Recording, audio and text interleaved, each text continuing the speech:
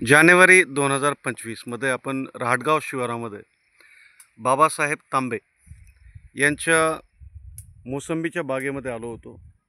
त्यावेळेस ह्या बागेमध्ये काय परिस्थिती होती आणि आज काय झाली याविषयी आपण चर्चा करूयात.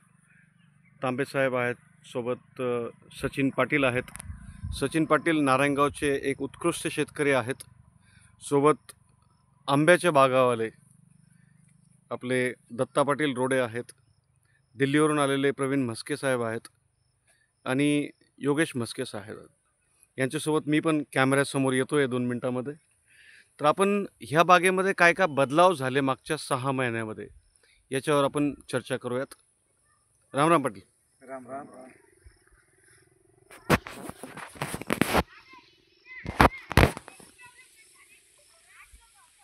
तर जसं मी सांगितलं की आपण जानेवारीमध्ये आपली ट्रीटमेंट जानेवारीमध्ये ट्रीटमेंट. तर काय परिस्थिती होती सर त्यावेळेस म्हणजे काडीवर बाग जास्त होता, पानाची संख्या बी कमी होती आणि फार म्हणजे असं एकदम गेल्यासारखं बाग वाढत होता. तर मग आता जशी जानेवारीपासून तुमच्याकडे ट्रीटमेंट ठेवली मस्के साहेबांकडे, तर आता पानांची संख्या चांगली झाली, पानांची साईज, त्याच्यानंतर फळांची साईज आणि हिरागार बगीचा. जशी जशी त्यांनी ट्रीटमेंट सांगितली त्या पद्धतीनं मी केलं. आज असं झाडं झालेलं आहे. काडी काढण्यासाठी आपण ठरवलं होतं त्यावेळेस. हो, पण काडी प्रयत्न केला. हो, दत्ता पाटलांनी सुद्धा काडी काढणारे पाठवले. हो, सचिन रावांनी पण पाठवले होते, पण काडी अजून काही बसली नाही. नाही. काडी काही काडी काढलीच नाही, काढलीच आपण अजून काही काढलीच पण नाही. आता काडी दिसत नाही. आता काडी दिसत नाही. कुठं गेली? आता ते पानामध्ये झाकून गेले. पानांची संख्या वाढली ना. विशेष म्हणजे आपण त्यावेळेस मिरग्या माल लागलेलो होता. हा, मिरग्याला त्या मिरग्या मालाच्या साईजसाठी आपण काम करतो. हो, आणि सोबतच मग त्या हिशोबाने आपण बाग पण आपल्याला सुधारायचं होतं. सुधारायचा होता. तो मिरग्याचा माल पण चांगला पोचला आणि त्याच्यासोबत आंब्या बहार पण चांगला लागला. हो, आणि आता नवीन मिरग्या पण लागलेल्या. नवीन मिरग्या पण लागल्या. म्हणजे आता हे सगळ्यात मोठं आश्चर्य आहे की काडीवर गेलेल्या बागेमध्ये आपण मागचा मिरग्याचा माल काढला चांगला, आंब्याचा पण खूप चांगला माल. आणि तुमचा विशेष म्हणजे आंब्याच्या मालाची साईज जर बघितली तर हे दाखव, साईज अशी झालेली आहे जशी एक नॉर्मल बाग असतो. नॉर्मल. आणि आता जी मागची काडी आहे याला काढल्यानंतर तर एक रेग्युलर बाग आपला होऊन जाईल. आणि सोबत आता मिरग्या पण आपण धरतोय. झालं ना, 1 वर्ष झाली ना. आपण तुम्ही काडी काढा सांगितली, 1 वर्ष झाले तरी काडी काढली नाही आपण. तरी पण आज बगीचा म्हणजे चांगल्या प्रकारे हे झालेलं आहे. पूर्ण पाण्याची संख्या वाढली. पहिले पाण्याची संख्या कमी व्हायची, ऑटोमॅटिकली ती वाढून जायची.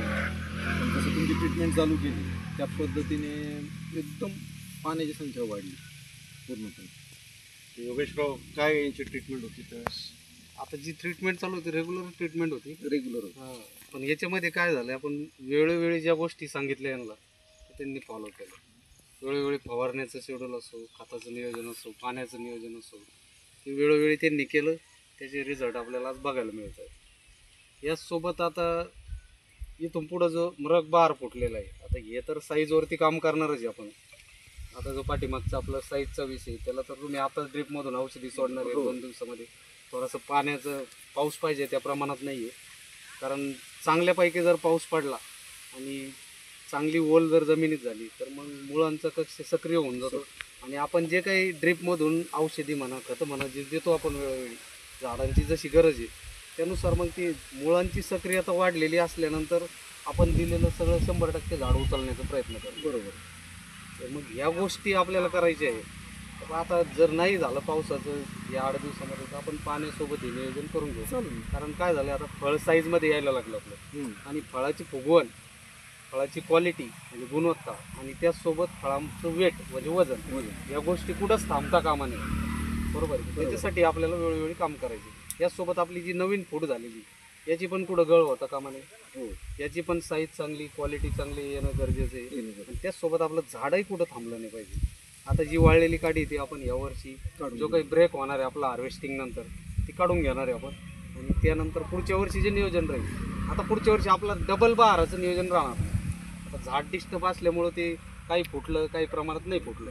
परंतु आता यावर्षी म्हणजे झाडाची कंडिशन अशी झालेली, पानांची संख्या भरपूर झालेली आहे आणि पानातला जो रस आहे तो आपण काढीत घेणार आहे, जे रेस्टिंगमध्ये आपलं विश्रांतीत आणि त्या वेळेत मग काडी आपली मजबूत असल्यानंतर एकच बहार आपला चांगला फुटणार आहे. आतमध्ये जाऊन बघूया. एकच बहार जर आपला चांगला फुटला तर पुढच्या वर्षी आपल्याला निर्ग्याचं परत टेन्शन नाही. आणि झाड तुमचं एकाच बहारात योग्य नियोजन आणि योग्य उत्पादन भेटेल. चालेल. तर याचसोबत आता तुम्ही दोघं पण आलेले होते पाठीमागं. आपण ज्या वेळेस समजा नोव्हेंबर डिसेंबरमध्ये याचं नियोजन चालू केलं होतं जानेवारी, त्यावेळेत कशी कंडिशन होती तुमची? पण दोन दोन शब्द प्रतिक्रिया द्या. खराब होती झाडाची. काय तुम्हाला काय वाटतं? काढायच्या कंडिशन मध्ये होती. पूर्ण काढ्या होत्या. काढायच्या कंडिशन मला असं वाटतं तुम्ही जर मस्के साहेबांना भेटले असते तर या झाडावर आज तुम्हाला कमीत कमी 10 टन माल निघला असता. आणि तुम्ही लेट झाले आणि तुम्ही पहिले भेटायला पाहिजे 2 महिन्यात. ते योगायोग आहे. मी काय ते पाहावं व्हिडिओ, त्यांना फोन करावं, त्यांचं माझं तुमचा फायदा झाला असता. त्या ट्रीटमेंट सोबत खरं पैसे झाले आणि आज जे झाड झालंय ना काढायच्या कंडिशन सारखं झालं. नाही, दत्ता पाटलांना पण त्या दिवशी यासाठी आणलं होतं की काडी बघा किती आहे आणि मग काडीवाल्याला सांगा. आता झाडाचं लाईफ बी वाढली. मग काय झालं काडीवाल्याचं? गाडीवाल्यात काय आता ते रेट मध्ये जमलं नाही. रेट मध्ये त्यांचं जमलं नाही. पण नंतर तरी आज गाडी आता काढाच लागणार आहे. नाही आता रेटचं काय हो, त्यांनी गाडी काढून घ्यायला पाहिजे. काडीचं नियोजन झालं. पुढच्या वर्षी आपलं काय एक 1 स्ट्रोक नियोजन आंब्या बहारासाठी. पुढच्या वर्षी मृग बहाराचं आपल्याला ताण राहणार नाही. आपण आता गाडी थोडी लवकरच काढायला म्हणजे मग काय होऊन जातं, सोपं होऊन जाईल सगळं. बाग मी होता अजून 10 वर्ष गेला काही होत नाही. नाही मला वाटलं होतं, तुम्हाला सांगतो ना मी म्हणलं आता काढायच्याच मार्गावर आहे. नाही लोक यायचे ना पाहिजे. बरेच जण अरे गेला म्हणे बाग म्हणून तुम्ही म्हणलं की एवढं पानं एवढी संख्या होतीच पहिले. नाही त्या संख्याच नव्हती. उत्पन्न यावर्षी नाही निघलं पण पुढच्या वर्षी 1 टाक उत्पन्नाचं काही एवढं जो आपलं जगायला पाहिजे. बरं कसं याच्यासोबत आता शेतकऱ्यांना एक आपला मेसेज असा पाहिजे का आपण ह्या गोष्टी करत असताना तुम्हाला अनावश्यक खर्च करायला लावला का? नाही जास्तीचा खर्च झाला का? जास्तीचा खर्च ते पण महत्वाच्या गोष्टी. कारण काय होतं आपण रिझल्ट दाखवतोय पण या पाठीमागं खर्च किती होतोय आपण शेतकऱ्यांना कळणं गरजेचं आहे. नाही खर्च फार कमी मध्ये होतो असं काहीच नाही. अनावश्यक खर्च नाही केलं तुम्ही. वेळोवेळी पण नाही. वेळोवेळी फक्त सांगितलं तेच केलं मी फक्त. आणि याच्यामध्ये सर अजून एक आपलं नियोजन आमचं पण एक ऍडिशनल नियोजन होतं ते आपल्याकडून झालं नाही. कारण सरांची लॅब आहे. लॅबमुळे सरांना थोडासा वेळ कमी मिळतो इकडे यायला. तरी पण सरांनी भरपूरशा गोष्टी केल्या. याच्यामध्ये आपलं जे स्लरीचं नियोजन होतं सर, स्लरीचं नियोजन झालं नाही. आणि या जमिनीला गरजेचं होतं ते. कारण एकदम हलक्या स्वरूपाची जमीन आहे. नाही आता आपण करू ना 15 दिवसामध्ये स्लरीचं. इथून पुढे जे स्लरीचं नियोजन होईल ना आपण इथून पुढे जर या 4 महिन्यामध्ये जरी पावसाळी जर स्लरीचं नियोजन केलं तर आपलं रूट झोन एकदम सक्रिय होऊन जाईल. चालेल. आणि पुढच्या वर्षी आपल्याला त्याचा जास्तीत जास्त फायदा होईल. त्यामुळे त्याचं नियोजन होणं गरजेचं आहे. करून घेऊ आपण या 15 दिवसातच करू आपण. केलं आता गोमित्र वगैरे तुम्ही सांगितलं. जे जे काही आपल्याला त्याला जे घटक लागतात तेवढे तुम्ही जमा करून घ्या. पुढचं नियोजन करून घेऊ आपण. मस्के साहेब पण मागच्या दिल्लीवरून आले होते त्यावेळेस आपण त्यांना बाग दाखवायला आणलं होतं. म्हणजे काडीवर कसा असतो बाग तो आनंद काडीवर. त्यामुळे आज ते आले तर luckily आपण तो तुम्हाला काय वाटतं काडी कशी गायब झाली. लास्ट टाइम आपण जसा की हा बाग बघितला होता तेव्हा ह्या बागावर काही फुटत नव्हते. पानांचे फुट नव्हते. आज योगेशजीने चांगल्या प्रकारे ट्रीटमेंट दिल्यामुळे आपण बघितलं असेल की हा बाग चांगल्या प्रकारे फुटला आहे. आणि योगेशजींचा जे परिणाम खंडेदारीचं वगैरे जे औषध देतात येऊन परफेक्ट देतो. तर शेतकऱ्यांनी त्यांच्याकडून औषध घेण्यात यावी आणि आपल्या जे बागाविषयी आपल्या जे समस्या असतील ते सोडवले. ये ना आपण बागात फिरून बघूयात थोडंसं. पलीकडून जाऊ ना. पलीकडून जाणार ना. या. समोरून रस्ता. सर नवीन झालेली फूट पण दाखवा. किती वर्षाचे झाड आहेत सर? हे 15 वर्ष झाले. नवीन झालेली फूट पण दाखवा.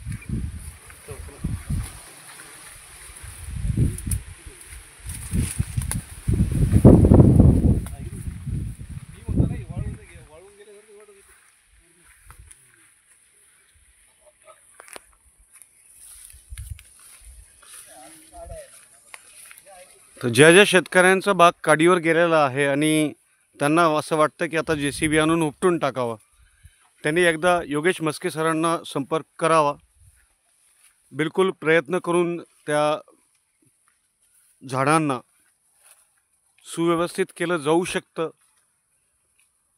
आणि कसं केलं जाऊ शकतं याचं हे एक अप्रतिम उदाहरण बाबासाहेब तांबेंच्या बागामध्ये आपण बघतोय. आपण ज्यावेळेस मेमध्ये आलो, जानेवारीमध्ये, त्यावेळेस 90% झाडं अशा काड्यांवर गेलेलं होतं. पण आता बागामध्ये काडीची संख्या जेवढी अगोदरची होती ती तर आहेच, कारण काढलेलं नव्हतं. पण नवीन पालवी एवढी फुटलेली आहे की पुढच्या वेळेस काडी काढल्यानंतर हा बाग एक नवीन बाग होईल याची आपल्याला खात्री आहे.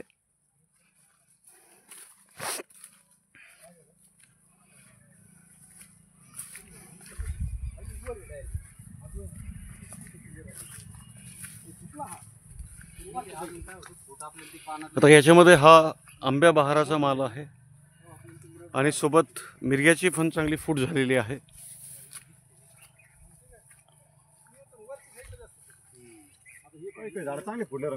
आणि 10-15 वर्षाचा बाग सुधरवणं म्हणजे एक अवघड असतं. इकडच्या भागामध्ये आता इथं मिरग्याचा माल पण बघा, नवीन मिरग्याची फूट,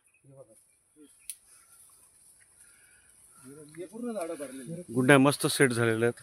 म्हणजे ज्या झाडांवर आंब्या बहाराचा माल कमी आहे त्या झाडांमध्ये ताकद होती आणि त्या ताकदीमुळेच आज या बागामध्ये असंख्य प्रमाणामध्ये लाखो मिरग्याची गुंडीसुद्धा सेट झालेली आहे.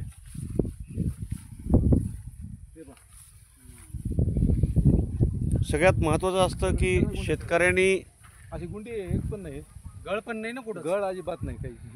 काय सेटिंग मस्त. सगळी सेटिंग झालेली.